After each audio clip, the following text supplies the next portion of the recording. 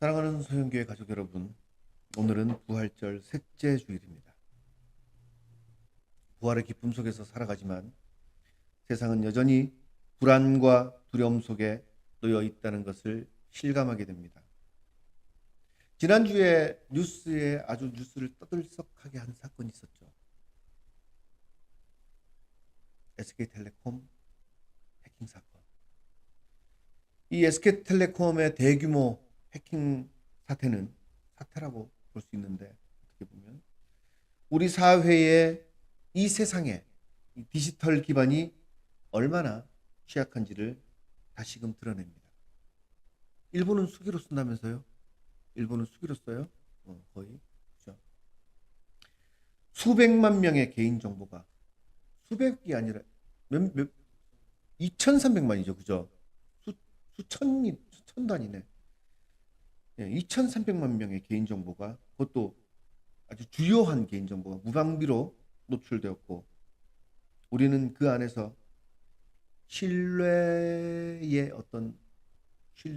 위기라고도 볼 수 있는데, 그리고 이 불안과 계속 싸워야 하고 있습니다. 어쩌면 이 사건은 단순한 IT 관련된 사고가 아니라 우리가 의지하는, 누가 그 대기업 SK텔레콤이 해킹될 거라고 생각을 했겠습니까? 우리가 의지하고 있는 그런 기반들이 얼마나 쉽게 무너질 수 있는가를 잘 보여주는 일종의 경고였지 않을까 하는 생각을 해봅니다. 이 사건을 보면서 우리 신앙도 이와 비슷하지 않나 하는 생각을 해봅니다. 오늘 본문에 나오는 베드로도 그랬습니다.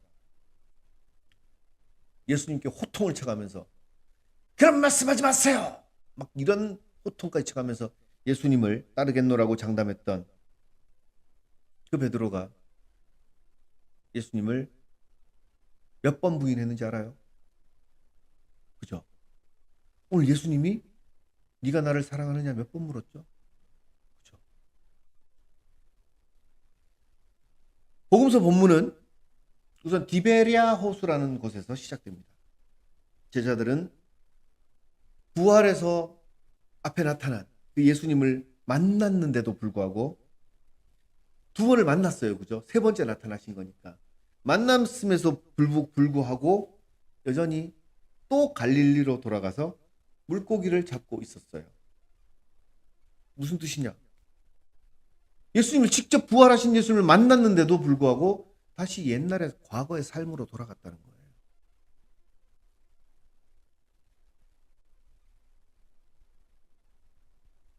예수님을 부인했던 베드로, 실패와 후회의 자리였던 그 갈릴리의 그 자리에서 예수님을 거부하고 모른다고 했던 그 자리에서 예수님은 다시 베드로를 만나주세요. 그 자리예요.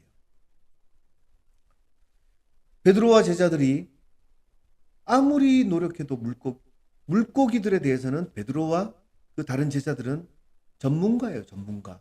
쉽게 말해서. 평생을 물고기를 잡으면서 살아왔던 그들도 아무것도 잡지 못한 밤이었어요. 근데 예수님은 새벽 무렵 그들에게 나타나서 갑자기 뜬금없이 그물을 배 오른편으로 내려봐라. 오른편 왼편이 큰 상관이 있어요? 없어요. 근데 오른편을 그리고 오른편으로 내렸는데 어떤 결과가 오죠? 그물은 물고기로 가득 차게 됩니다. 그들은 그제서야 아, 예수님이구나 라고 인식하게 돼요. 물고기도 제대로 못 잡는 그 어부들. 근데 그 어부들이 물고기도 못 잡는 어부들이 아니라 전문가임에도 불구하고 물고기를 못 잡고 있던 그들에게 나타나신 예수님은 다시 그 실패의 자리에서 다시 풍성함을 은혜로 주십니다. 아침 식사를 같이 마치신 후 예수님은 베드로에게 질문하시죠. 요한의 아들 시몬아, 네가 이 사람들보다 나를 더 사랑하느냐? 이 질문은 베드로에게는 어쩌면 옆구리를 쿡 쑤셔대는 질문이었을 수 있어요. 예수님은 이걸 3번씩이나 반복해서 묻습니다. 베드로는 그 3번을 매번 주님, 제가 주님을 사랑하는 줄 주님께서 아십니다라고 대답합니다. 칼빈은 기독교 강요 제3권 믿음에 관한 내용으로 이루어진 2장을 보면 믿음에 관한 내용으로 이루어져 있어요. 그리고 3장, 3권 3장에 보면은 회개, 2장은 믿음, 3장은 회개로 이루어져 있어요. 그 내용이. 그 내용들을 통해서 하나님은 우리가 믿음으로 스스로가 연약한 것을 깨닫고 그리고 진정한 회개로 나오길 바란다고 칼빈은 기독교 강요에서 말을 하고 있습니다. 예수님은 베드로에게 단순히 용서를 해주신 것이 아니라 스스로의 연약함을 깨닫고 진정한 회개로 나왔기에 그를 다시 사명자로 세우시는 은혜를 주신 것이에요. 근데 우리가 좀 알고 지나가야 될 부분이 있어요. 본문에서 예수님이 네가 나를 사랑하느냐? 라고 물을 때 그리고 예 주님 내가 당신을 사랑하는 것을 아십니다 라고 할 때 그 사랑하다 그 두 단어가 우리말로 하면 둘 다 사랑하다예요. 근데 예수님이 첫 번째, 두 번째 물을 때 사랑하느냐라고 물을 때 쓴 단어가 아가빠오라는 단어예요. 아가페 알죠? 그죠? 아가빠오라는 단어예요. 근데 베드로는 첫 번째부터 첫 번째 대답, 두 번째 대답, 세 번째 대답 때 전부 아가빠오로 대답하지를 않아요. 필레오라는 단어가 있어요. 아가빠오라는 단어는 보통 우리가 아가페 사랑 뭐 이런 얘기를 하죠. 이게 어떤 사랑이죠? 혹시 그렇지 조건 없는 근데 단순히 조건 없는 사랑이 아니에요. 그 사랑은 희생적이고 헌신적이고 전적으로 그죠? 자기 희생적이고 헌신적인 사랑을 아가빠오라고 해요. 근데 필레오라는 단어는 그냥 우리가 일반적으로 얘기하는 우정적인 그리고 감정적인 친밀함, 뭐 애착 이런 거를 필레오라는 단어를 써요. 예수님께서 두 번의 질문에서도 첫 번째, 두 번째 질문에서 아가빠오라고 물었어요. 자기 헌신적인 사랑, 정말 희생적인 그렇게 나를 사랑하니? 라고 물었는데 베드로는 필레오라는 단어를 써요.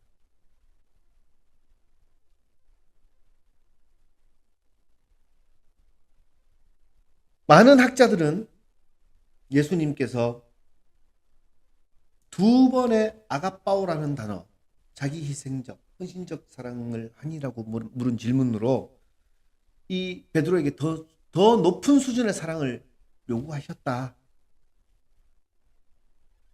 그런데 베드로는 자기가 3번을 예수님을 부인을 했으니까 자기 자신의 연약함을 알고 감히 아가빠오라고 할 수 없어서 필레오라고 단어를 썼고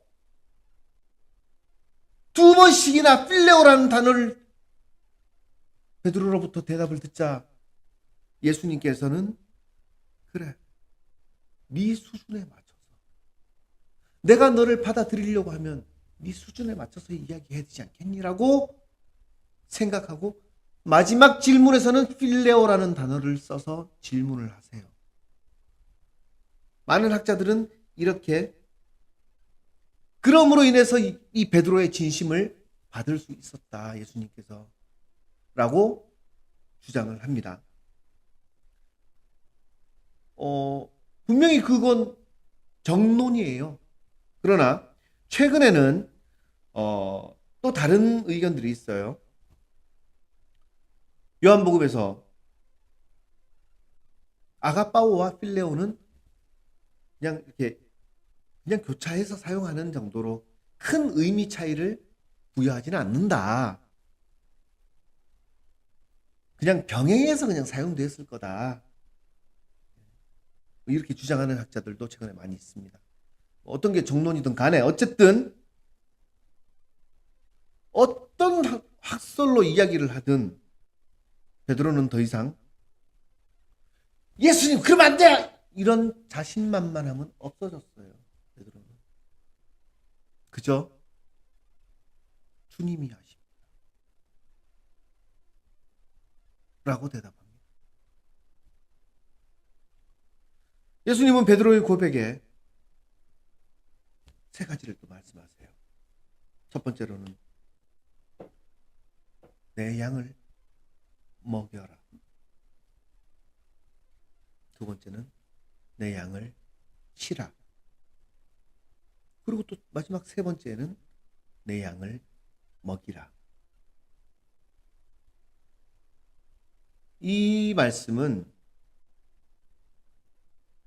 베드로의 어떤 사명이 단순한 어떤 직분적인 명령에 의한 것이 아니라 사랑, 양을 치는 목자의 심정, 사랑을 근거로 한 목회적인 소명이라는 것을 보여주고 있습니다.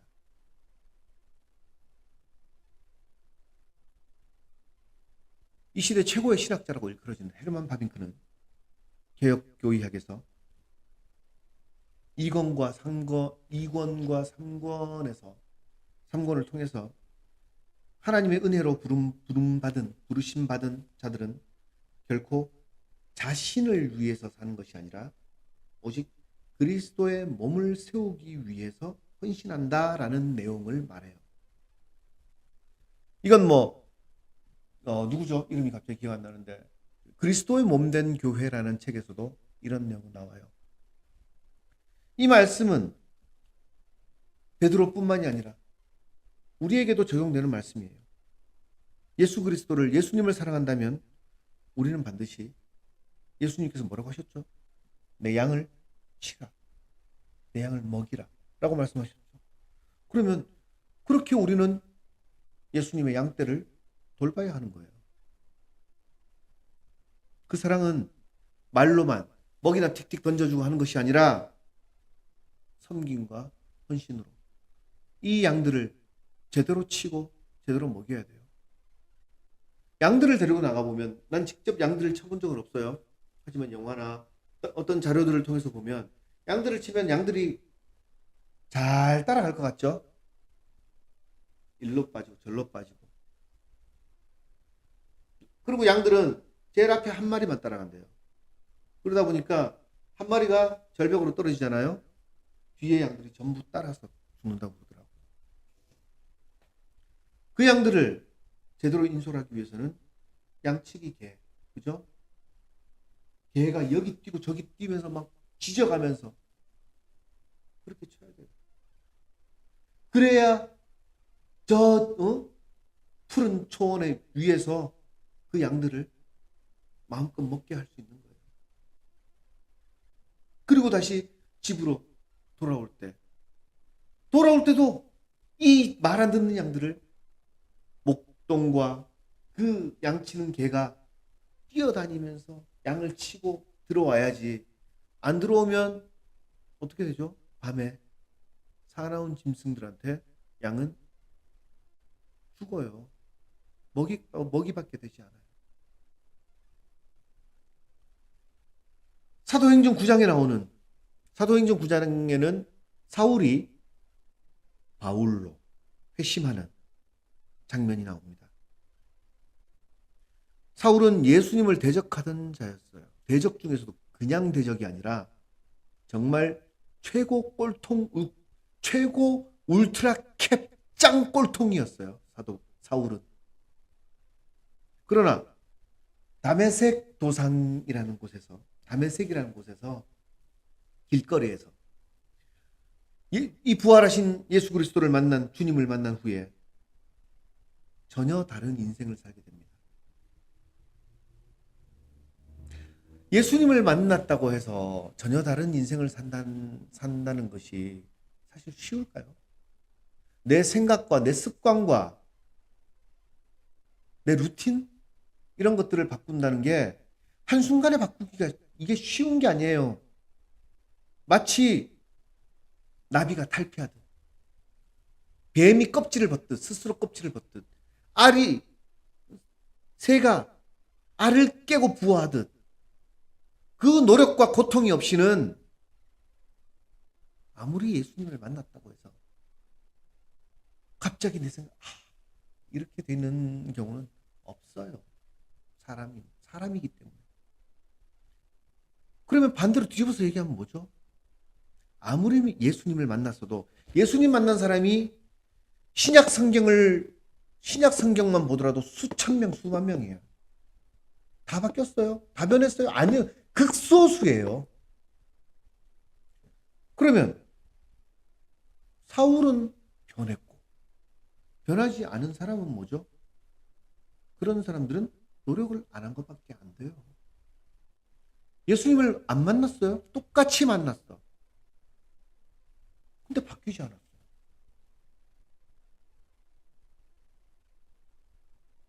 그 깜냥이 안 됐을 수도 있죠. 하지만 이 사람은 구원하고 저 사람은 구원받고 저 사람은 구원 안 받고 구원 못 받고, 만약에 그걸 하나님 탓으로 돌리면 하나님은 너무 잔인한 분밖에 안 돼요.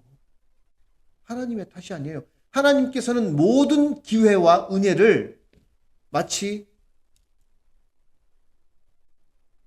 새봄에 내리는 봄비처럼 믿는 사람 안 믿는 사람 모두에게 주시는 거예요. 그 은혜를 받을 사람은 받는 거고 못 받을 사람은 못 받는 거고, 못 받는 것이 아니라 안 받는 거예요. 안 받는 거. 자신의 책임이라고. 근데 하나님 누구는 구원하고 누구는 구원 안 하고, 불공평이 하나님 아니야?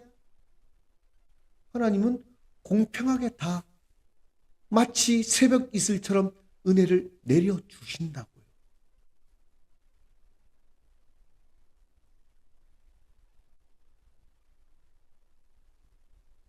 오늘 아까 읽은 요한계시록 5장에서 요한계시록 5장은 뭐라고 나오죠? 요한계시록 5장이 뭐라고 나와요? 많이 나오는 게 뭐죠?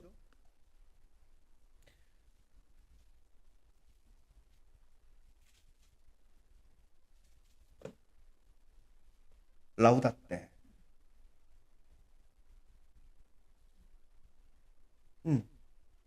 오늘 본문이 뭔 내용이죠? 후반부. 라우다떼 도미눔이잖아. 라우다떼 도미눔. 하나님을 찬양해라. 찬양 아니에요? 안 읽었어요, 아까? 왜 읽는 것도 외우든 읽든 그 맥락을 알아야지. 내용도 모르고 텍스트만 읽어 나가는 거는 그럼 기계예요, 기계. 그러려면 왜 우리가 읽겠어요? 옆에 요즘 인공지능 잘 돌아가잖아. TTS 기능. 텍스트 집어넣고 그걸로 읽지. 라우다테 도미눔. 하나님을 찬양하라. 이건 라틴어예요. 어린 양이 영광과, 여기서 어린 양은 누구죠? 예수 그리스도예요. 어린 양이 영광과 존귀를 받으시는 장면이에요. 부활하신 예수님은 그 예수님이 바로 여기서 말하는 어린 양. 우리를 회개하게 하시고, 그리고 우리로 하여금 새로운 길을, 지금까지의 길이 아니라 새로운 길을 걸어가게 하시는 거예요. 사도 베드로가 예수님을 2번이나 만났지만 그 전의 삶으로 돌아갔던 것처럼 우리는 다시 옛 삶으로 항상 돌아가려고 마치 원심력에 이끌리듯 그렇게 회귀하게 되는 존재예요. 그러나 예수 그리스도의 은혜로 3번째 만난 예수님께서는 베드로에게 새 길을 제시해 주십니다. 내 양을 먹이라. 내 양을 치라. 내 양을 먹이라. 목회적 소명을 다시 한번 베드로에게 심어주는 것이죠. 그러면서 예수님께서는 말씀하시죠. 너는 2 팔을 벌리고 네가 원치 않는 길을 가겠지만 그 길은 영광의 길일 것이다.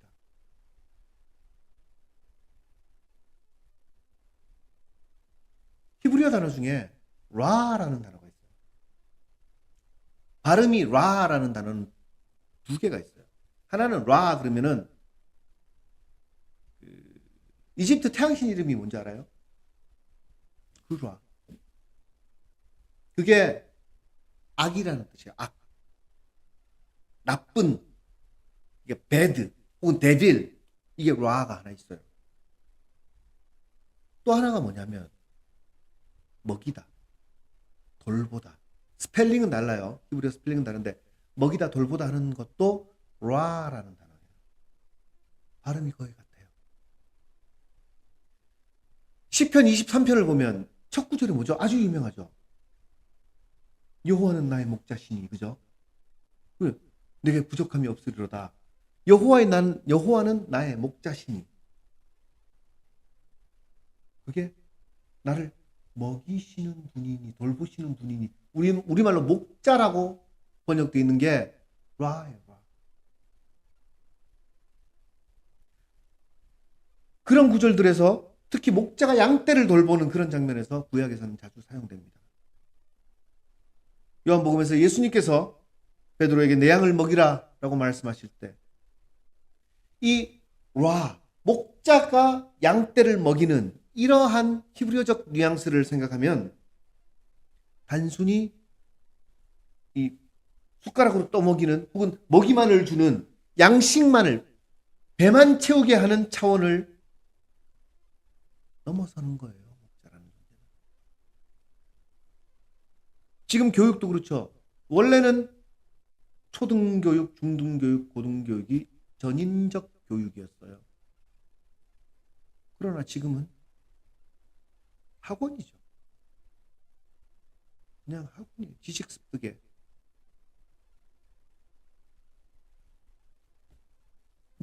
이러한 라라는 단어. 내 양떼를 먹이라. 그럼 먹이라, 치라, 먹이라. 그 돌봄은 전인적으로 돌보고 인도하라는 깊은 뜻이 담겨 있는 것입니다. 사랑하는 수영교 가족 여러분, 예수님은 우리에게도 지금 네가 나를 사랑하느냐? 라고 묻고 계세요. 이 질문은 우리가 신앙의 길을 걸으면서 끊임없이 돌아보고 또한 대답해야 될 질문입니다. 우리 신앙이 때로는 흔들리고 실패할지라도 예수님께서는 다시 찾아오셔서 우리를 회복시키시고 옛 삶으로 가려는 우리를 다시 새 삶으로 끄집어 오시고 그렇게 회복시키십니다. 그리고 그 회복은 반드시 새로운 사역 혹은 새로운 사명으로 이어지게 됩니다. 부활절 셋째 주일입니다. 주님, 제가 주님을 사랑하는 줄 주님께서 아십니다. 라는 고백은 베드로 2000년 전 베드로가 했던 그 고백은 우리에게도 고백되어져야 할 문장이 아닐까 합니다. 그리고 그 사랑의 고백 위에 또 한 번 새겨지는, 또 한 번 세워지는 우리 사명을 기억하며 잘 감당하는 복된 한 주 되시기를 주님의 이름으로 축원합니다. 기도하겠습니다.